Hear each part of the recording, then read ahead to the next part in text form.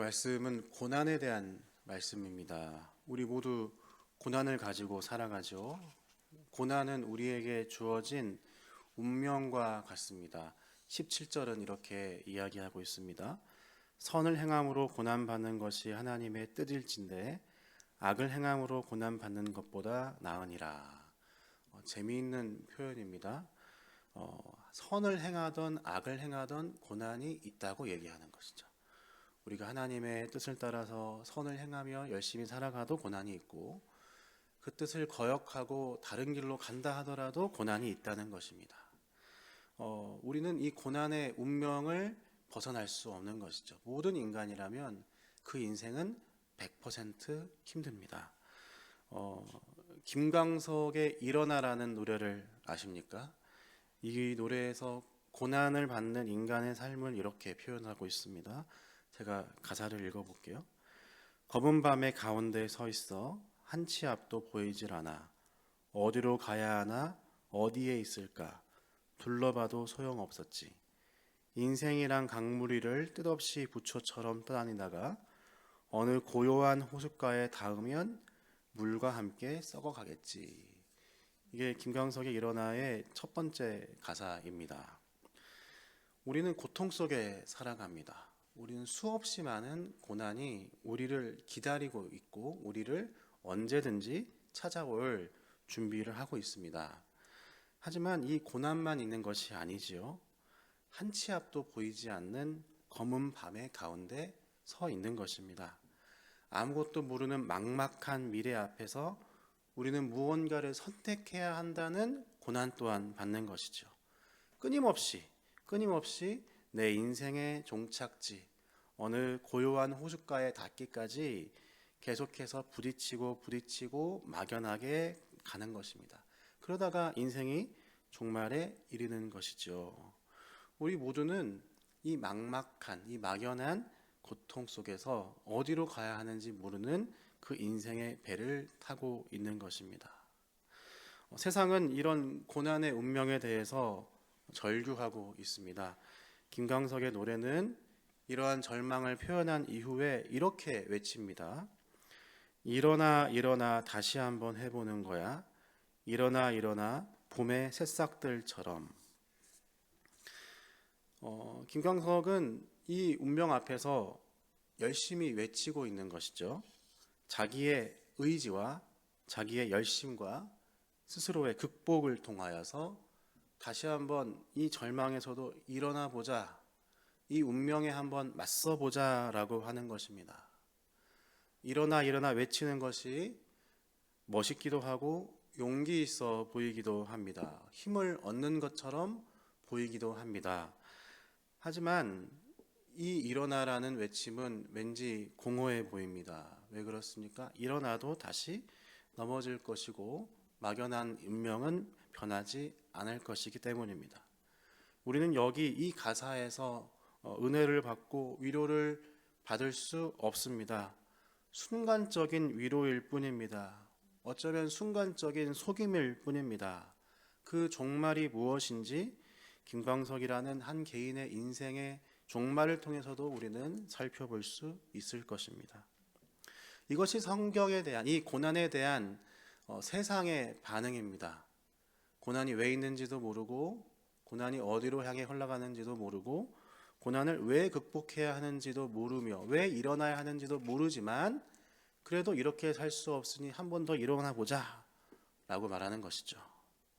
하지만 오늘 말씀은 고난에 대해서 전혀 다르게 반응해야 한다는 것을 제시하고 있습니다. 오늘 본문은 세 가지 고난에 대한 성도의 반응을 말합니다.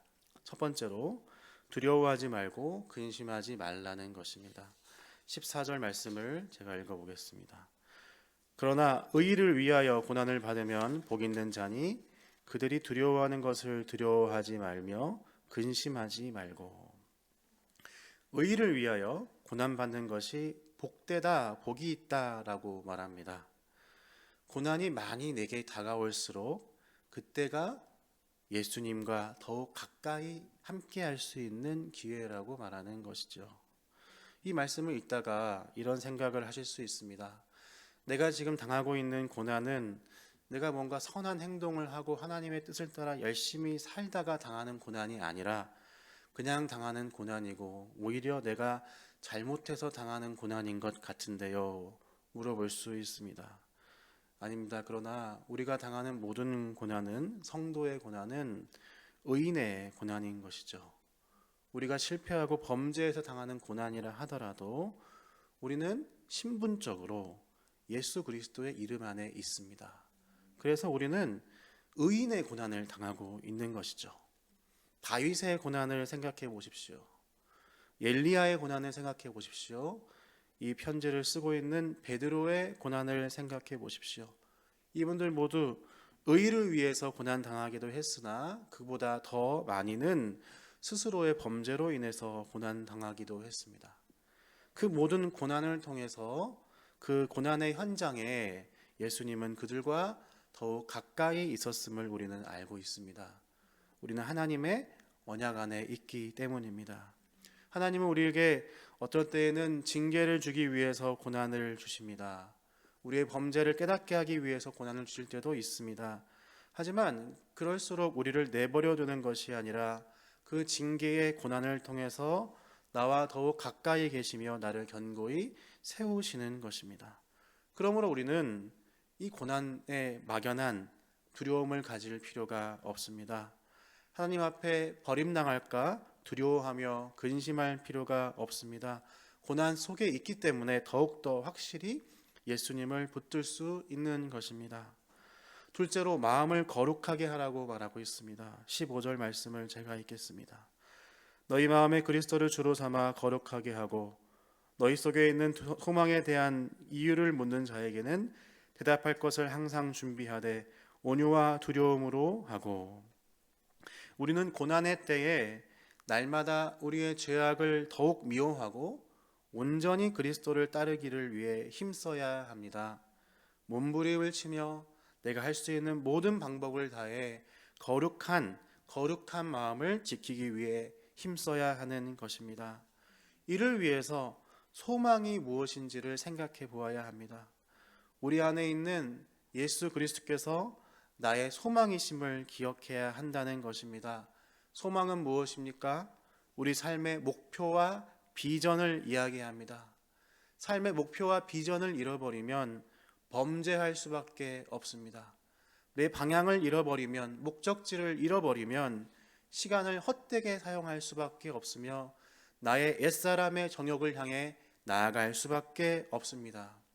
예수 그리스도라는 소망, 그분을 닮아가야 한다는, 그분을 따라가야 한다는 그 확고한 비전이 우리 안에 그려지지 않는다면 우리는 계속해서 넘어질 수밖에 없는 것입니다. 우리가 예수 그리스도의 소망, 그분을 닮아가는 제자의 삶, 그분의 종된 삶을 향해 나아갈 때에 세상은 우리에게 물어볼 것이지요. 너는 왜 그렇게 정직하게 살아가느냐? 너는 왜 타협하지 않느냐? 너는 왜 나눔과 섬김으로 살아가느냐? 물어본다는 것이죠. 그때에 그 우리 속에 있는 소망을 형제를 사랑하는 온유함과 하나님의 심판하심을 두려워함으로 전하라고 이야기하는 것입니다. 두 번째로 우리는 고난 가운데 거룩하기 위해 힘써야 하는 것이죠. 셋째로 선한 양심을 가지라고 말합니다. 16절 말씀입니다. 선한 양심을 가지라. 이는 그리스도 안에 있는 너희의 선행을 욕하는 자들로 그 비방하는 일에 부끄러움을 당하게 하려 함이라. 이 고난의 때에 선한 양심을 가지라고 말하고 있습니다.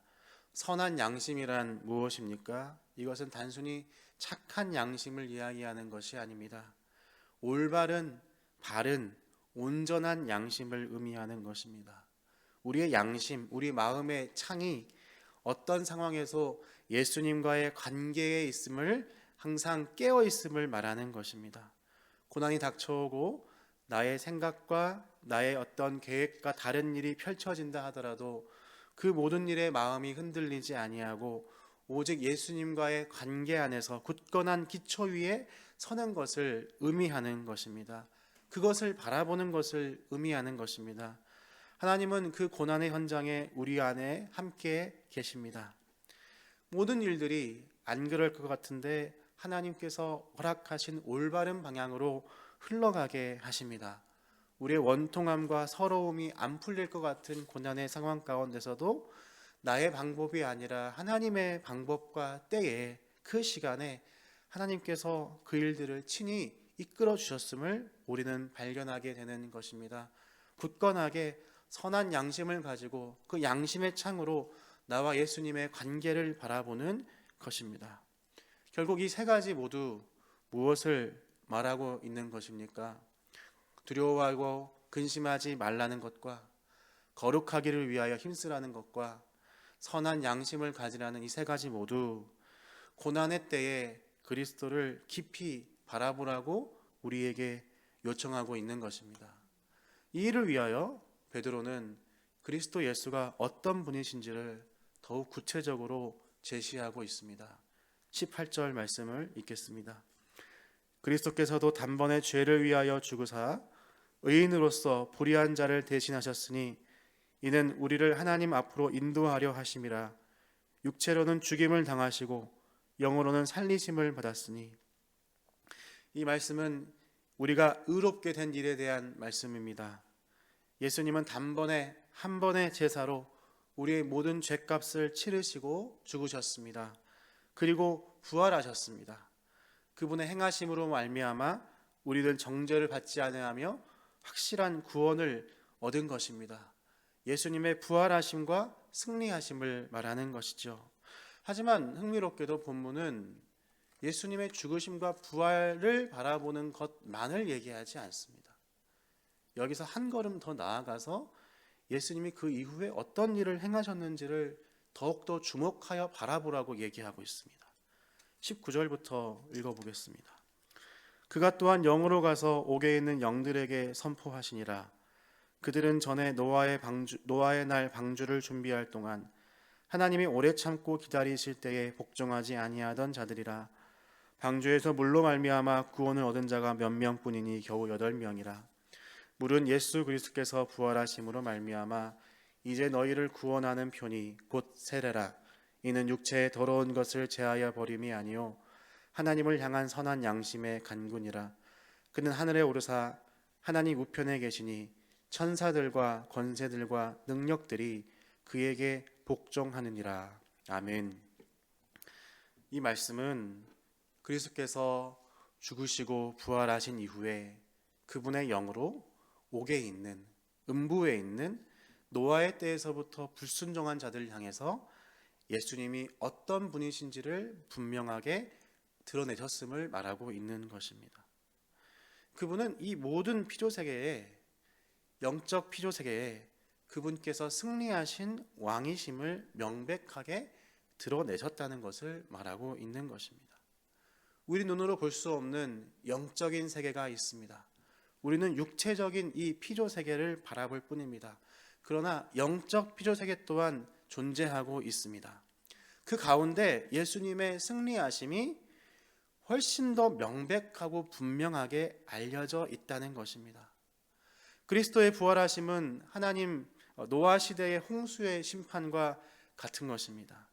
심판하심이 그리스도의 이름 안에 있는 자들에게는 방주에 탄 구원의 표가 되며 그리스도의 이름을 거부하는 자들에게는 심판의 표가 된다는 것입니다. 그것이 완전히 명백하게 영적 세계 가운데 드러났다는 것입니다. 그 표를 그리스도의 부활과 승천과 지금 저 하늘 보좌 우편에 앉아 통치하심으로 누구나 알 수 있게 너무나 선명하게 의심치 못하게 드러내지고 있다는 것입니다.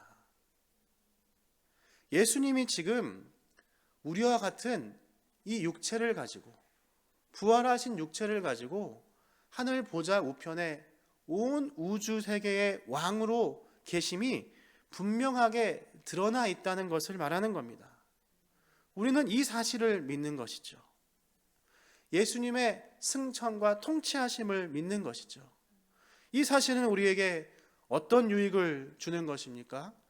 하이델베르크 요리문답은 이 유익에 대해서 이렇게 설명합니다. 우리의 몸이 그리스도 안에서 하늘에 있으며 이것은 머리 대신 그리스도께서 그의 지체인 우리를 그에게로 이끌어 올리실 것에 대한 확실한 보증입니다. 지금 이 순간에 우리와 같은 몸을 가지신 예수께서 저 하늘 보좌에 앉아 계십니다. 저 하늘 보좌에서 영원히 통치하시는 왕으로 계십니다. 우리는 분명히 그와 같은 몸을 입을 것이며 그와 같은 공동상속자이자 그리스도의 형제요 친구로 그 무한한 영광에 동참할 것이라고 말씀하고 있는 것입니다. 그러므로 우리는 이 현실의 고난 앞에서 절망하지 아니하고 두려워하고 근심하지 않을 근거가 있는 것입니다. 고난의 때일수록 더욱 거룩하기 위하여 힘을 다할 수 있는 것입니다. 내가 어디에 속하여 있는지를 힘써 기억함으로 선한 양심을 가지고 세상을 향해 나아갈 수 있는 것입니다. 우리의 기쁨은, 우리의 인내는 김강석의 일어나처럼 공허한 메아리가 아닙니다. 스스로를 위로하는 한낱 위로에 지난 것이 아닌 것입니다. 분명한 약속이 저 하늘 보좌에 앉으신 예수 그리스도의 몸에 있는 것입니다. 분명한 육체를 가지신 부활하신 그리스도 예수, 그 통치자 예수를 바라보므로 그곳에 확실히 이끌려져 갈 것임을 우리는 날마다 기억하며 이 고난의 때를 살아가는 것입니다. 함께 기도하겠습니다.